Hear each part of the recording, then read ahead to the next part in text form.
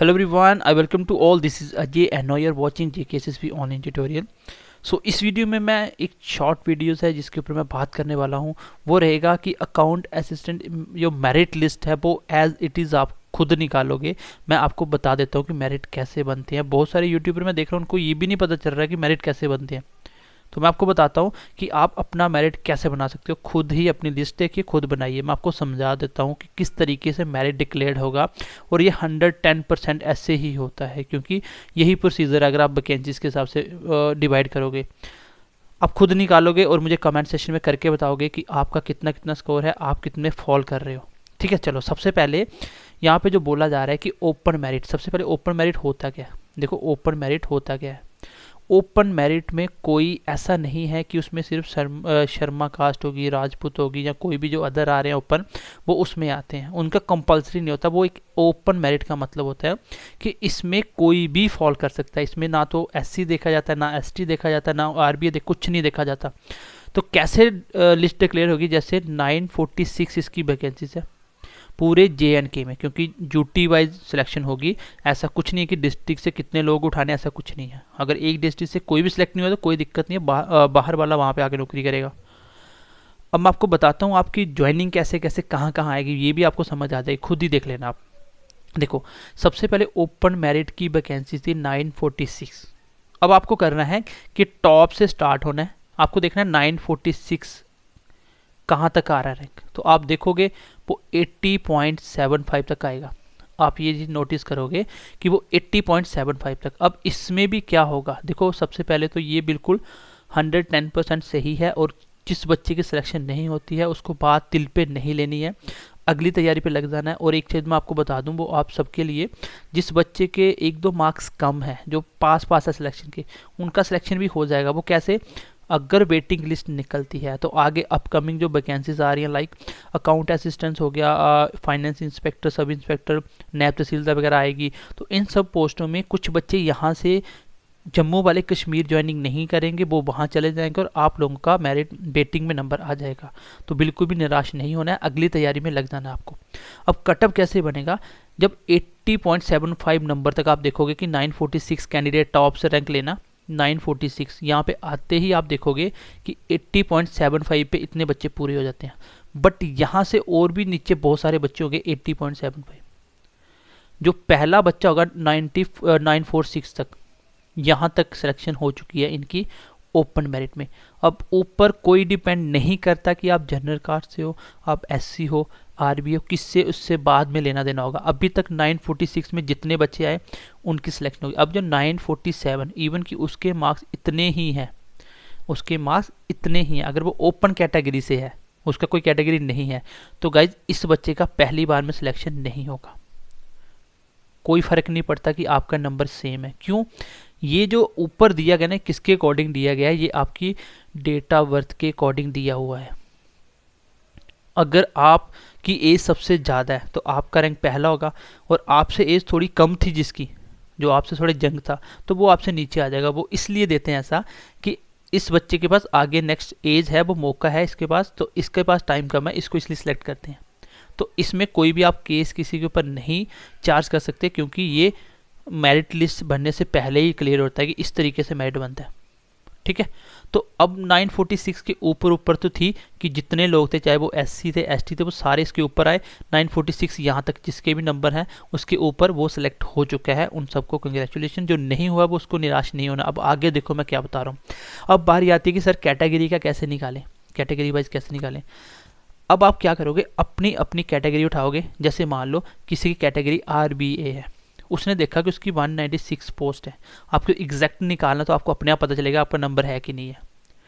आप क्या करोगे? 946 के ऊपर अगर कोई RBA आ रहा है उसको आप छोड़ दोगे, क्योंकि वो जनरल में सेलेक्ट हो चुका है।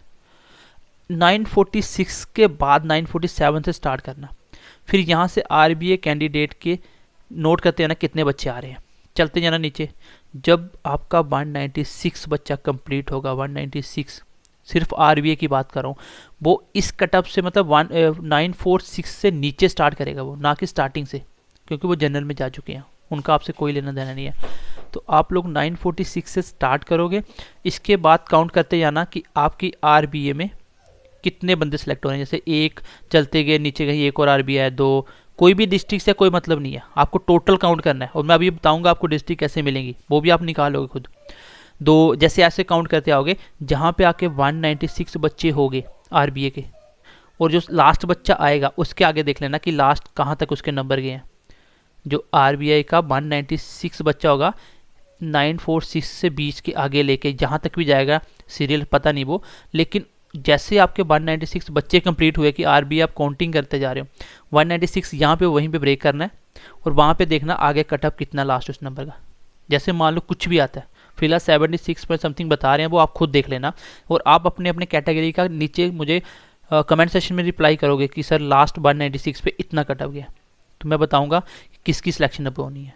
उसमें से एक दो नंबर कम वाले की भी हो जाएगी, वेटिंग लिस्ट में होगी उनकी, बट अदरवाइज आपके नंबर चाहे आपके नीचे वाले के नंबर सेम है, लेकिन 196 होते ही वहाँ पर स्टॉप करना है, आगे कटअप आप मुझे कमेंट सेक्शन में बताओगे तो आपको पता चल चुका है कि 196 के ऊपर ऊपर जितने भी होंगे 946 से लेके बीच बीच में, ठीक है, तो उस कटअप के बीच में जितने बच्चे उनकी भी सिलेक्शन हो चुकी है आपकी आरबीआई कैटेगरी में। देखो 80.75 से ऊपर ऊपर जो 946 बच्चे थे उनकी हो चुकी है, 946 से भी 80.75 शुरू होगा, लेकिन इसके बाद वाला जो 947 का बच्चा वो इसमें काउंट करते जाना आपको। यहाँ पे आपको देखना कौन सा नंबर तक जाता है, इससे कोई मतलब नहीं है। जैसे 196 बच्चे कंप्लीट हुए उसके बाद देखना इसका कटअप कितना, जितना भी है आप देखना, फिर इसके बीच में जितने बच्चे हैं ना उनकी सिलेक्शन हो चुकी है, उनकी आरबीआई में सिलेक्शन हो चुकी है। सेम अगर आप एससी कैटेगरी से हो आप ऐसे काउंट करोगे, जैसे 8.8075 इसके ऊपर तो एससी ले चुका है, वन वो भी 946 बच्चे तक, 946 तक, 947 के भी इतने हैं, 948 के भी इतने हैं, लेकिन आपको 946 के बाद वाले के बाद आप एससी कैटेगरी के बच्चे काउंट करते हैं ना, कितने बच्चे होते हैं, यहाँ पे 160 आएगा। जैसे 160 बच्चे हो गए वहीं पे स्टॉप करना है, और आपके आगे देख लेना कटअप कितना है, 67.75 के करीब है। आई थिंक मैंने काउंट नहीं करा, लेकिन ये तरीका है निकालने का, इतना ही बनेगा 67.25। इसके बीच में जितने बच्चे हैं उनका एससी कैटेगरी में सिलेक्शन हो चुका है। अगर वो 80.75 है वो एससी है, इसके ऊपर है, तो उसकी सिलेक्शन ऑलरेडी हो चुकी है, वो आपकी एससी में नहीं आएगा, ठीक है। सेम अब हर एक कैटेगरी का बच्चा जो जो जिससे बिलोंग कर रहा है वो बच्चा मुझे अभी कमेंट सेशन में बताएगा कि सर कटअप कितना जाएगा उसकी कैटेगरी का, ठीक है। अब मैं बताता हूँ कि आपको पोस्ट कैसे मिलेगी। देखो अब आपको अगर निकालना है अप्रॉक्सीमेट की कौन सी पोस्ट आपको मिलने वाली है, मतलब कहाँ पे आप कौन सी डिस्ट्रिक्ट में जाने वाले हो, तो ये भी आप निकाल सकते हो। कैसे, देखो अगर आप जनरल कैटेगरी से हो, आप जनरल कैटेगरी से हो, आपकी ओपन मेरिट में सिलेक्शन हुई है, आपको मान लो जैसे मैं जम्मू से हूँ, आप मान लो कि आप लोग जम्मू से हो। अब देखो कि लेट सपोज कि जम्मू में 50 वैकेंसी है खाली जनरल कैटेगरी की ओपन मेरिट में, तो अब ये 50 जो पहले टॉपर होंगे तो उनको जम्मू मिलेगा। कैसे मिलेगा, जो पहले टॉप होंगे उनमें से कौन से वाले 50 आपको काउंट करने हैं कि पहले टॉप 50 खाली जम्मू से इसने, क्योंकि पहली कॉमन सी बात है कठुआ का बच्चा पहली प्रेफरेंस जम्मू नहीं देगा, बड़ा रेयर केस है। कठुआ का बच्चा पहली प्रेफरेंस कठुआ देगा, किश्तवाड़ का पहली सिलेक्शन किश्तवाड़ देगा, डोडा का पहली सिलेक्शन डोडा देगा। तो इसलिए अगर आपको जम्मू अपना अपना डिस्ट्रिक्ट चेक करना है तो आप ऐसे करना कि आप अगर जम्मू से हो तो आप किस, जैसे आप मान लो ओपन मेरिट में हो, तो आप क्या करोगे, पहले 50 टॉप जो जम्मू से सिलेक्ट हुए हैं उनकी काउंटिंग करोगे कि कहाँ तक आ रहे हैं। अगर आपका उन 50 के अंदर नंबर है तो आपका 99% चांस है कि जम्मू में आपको मिल जाएगी पोस्टिंग। अगर मान लो आपका रैंक 51 है और जम्मू में 50 बच्चे चाहिए ओपन मेरिट में, तो आपका रैंक एक ऊपर चला गया, तो आपकी पोस्टिंग जो आपकी दूसरी प्रेफरेंस होगी फिर उसमें काउंट करो। उसमें काउंट करने की जरूरत नहीं है क्योंकि आप उसमें ऑटोमेटिकली जा चुके हो, क्योंकि 50 तक तो खत्म हो गए, फिर आपने जो दूसरी प्रेफरेंस दी तो टोटल वैकेंसी बनी दोनों की मिला के 100, लेकिन आपका रैंक था 51, आपको जम्मू तो नहीं मिला लेकिन दूसरी प्रेफरेंस आपको मिल जाएगी। मान लो आपकी प्रेफरेंस तीसरी है, टोटल वैकेंसी थी 100 तीन एरिया की, जैसे जम्मू डोडा कठुआ, मान लो इन तीनों की 100 है, आपका रैंक आया 52।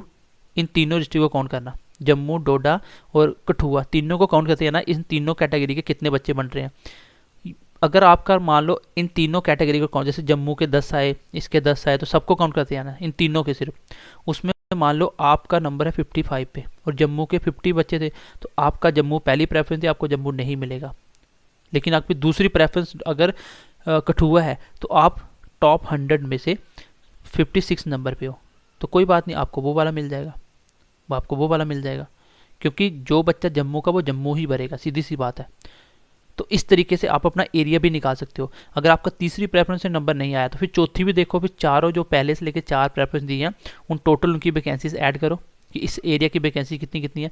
फिर आप देखो क्या इस एरिया के अंदर अंदर आपका जितनी वैकेंसी टोटल बन रही है, क्या इन चारों डिस्ट्रिक्ट को निकाल के टॉप से लेके निकाल लेना। ये मैं ओपन की बात कर रहा हूँ। लेकिन अगर आप किसी SC कैटेगरी से हो गाइस, ये थोड़ा सा मुश्किल है लेकिन निकाल लोगे। ध्यान से सुनना मैं क्या बोल रहा हूँ।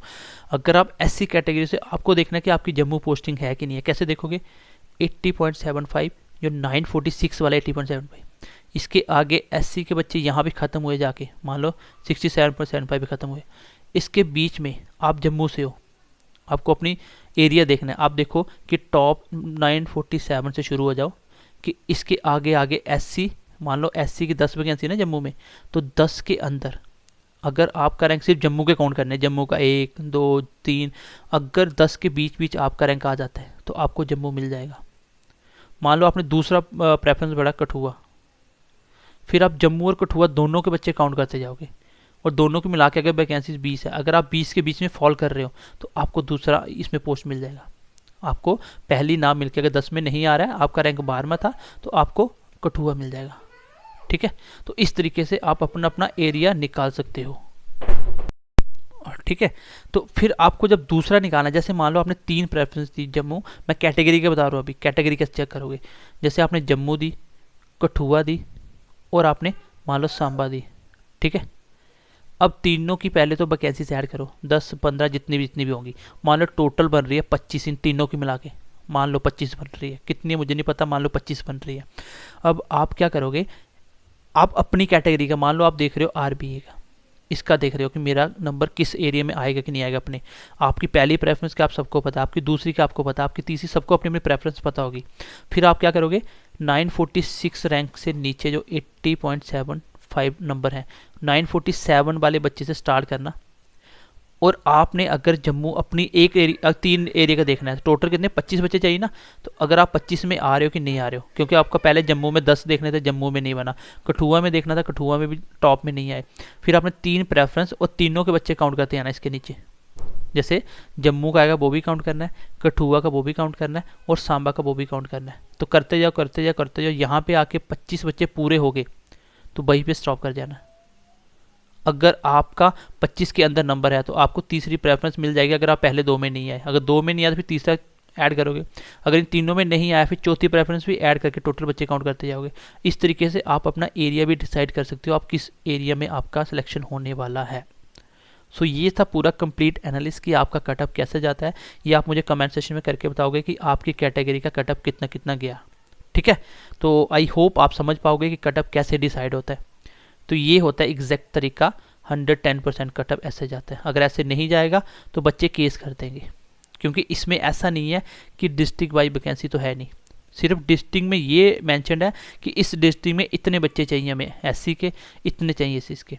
वो फ़र्क नहीं पड़ेगा कि आप कठुआ से बिलोंग करते हो, आप कठुआ से बिलोंग करते हो और आप अगर जम्मू में बच्चों के नंबर कम आ रहे हैं तो इसने अगर कठुआ वाले यहाँ मारा है, तो अगर जम्मू से एक भी बच्चा सेलेक्ट नहीं हुआ तो कठुआ वाले बच्चों को यहाँ लगाएंगे, लेकिन वो टॉप पर ऊपर वाले बच्चे ही लेंगे। समझ आई बात की? ऐसा कुछ नहीं है कि जम्मू से बच्चे उठाने हैं, इतने नहीं। जम्मू में बच्चों की वैकेंसी नहीं है, सिर्फ जगह की वैकेंसी से इतनी जगह खाली है। वो चाहे वो किश्तवाड़ से आए, चाहे वो डोडा से आए, कहीं से आएंगे, उनको वो यहाँ एडजस्ट करेंगे अगर उस एरिया के बच्चे सेलेक्ट नहीं हुए तो। लेकिन बच्चे सेलेक्ट सिर्फ टॉपर होंगे जितने वैकेंसीज में फॉल कर रहे हैं, तो क्योंकि वैकेंसी डिस्ट्रिक्ट वाइज नहीं है, वैकेंसी UT वाइज है। तो आई होप ये पूरी वीडियो आपको समझ आ गया होगा कि आप किस एरिया में आपको सिलेक्शन मिलने वाला है और आपके सिलेक्शन हो रहा है कि नहीं हो रहा है, ये आपको सब कुछ पता चल जाएगा। बस आपको अभी कमेंट सेक्शन में अपने अपने एरिया का कटअप बताना, ताकि हमें भी पता चल जाए कि कितने बच्चों का काउंट हो रहा है कटअप। और यही 110% तरीका होता है कटअप निकालने का। तो चलिए ध्यान रखिए अपना, बाय बाय, मिलते हैं नेक्स्ट क्लास में। God bless you. कमेंट करके बता देना अपने अपने।